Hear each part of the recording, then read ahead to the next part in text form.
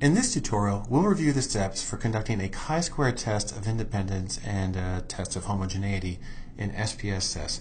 This is for comparing categorical data where you have two variables that are both categories. In this particular example, I'm going to be using two dichotomous variables.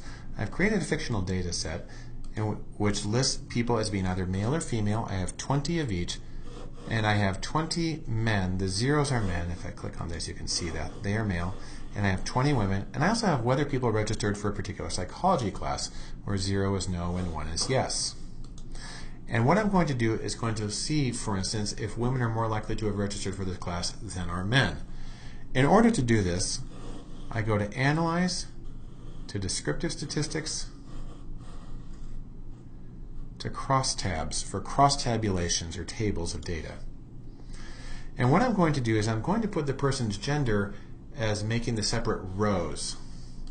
It's customary to put the outcome variable, in this case, which is whether they register for the psychology class, in the columns. Now, in order to do the actual inferential test, I need to go to Statistics and click chi-square and press Continue.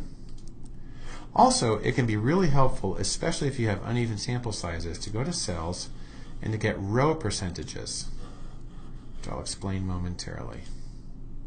And I click OK. And my results look like this. This first part is a written record of the command I just did. This says that this is where the crosstab results began. This is the data set that I used. This tells me that I had 40 cases with no missing data. Then I come down. This is the actual crosstab itself. This is where we record whether a person is male or female. This tells me I have 20 men and 20 women. And this is whether they registered for a psychology class. 25 people did not, and 15 people did. And the 25 and 15 and the 20 all add up to 40.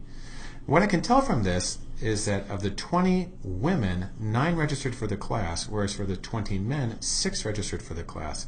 These are differences of 30% and 45%. That's why it's helpful to have the row percentage to see how they go add up. 70 plus 30 is 100% of the men, and 55 plus 45 is 100% of the women. Then I come down here and I look at this value. This tells me whether this is a statistically significant difference. And in this particular case, my chi-square value of 0.960, which has 1 degree of freedom, which has to do not with the sample size, but with the number of rows and columns.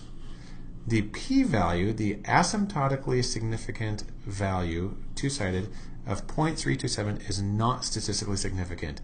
And that tells me that even though I had 9 out of 20 women register for the class and 6 out of 20 men, while the women are more likely, they are not significantly more likely. Now, the chi-square test of independence, which I just performed, and the chi-square test of homogeneity are executed in the same way, and they use the same steps, but they're interpreted somewhat differently. A test of independence tests the null hypothesis that there is no association between the row and column variable, for instance, gender and likelihood of registering, which come from the same population. A test of homogeneity tests the null hypothesis that different populations have the same proportions of some variable. And that's how you perform the chi-square test of independence in SPSS.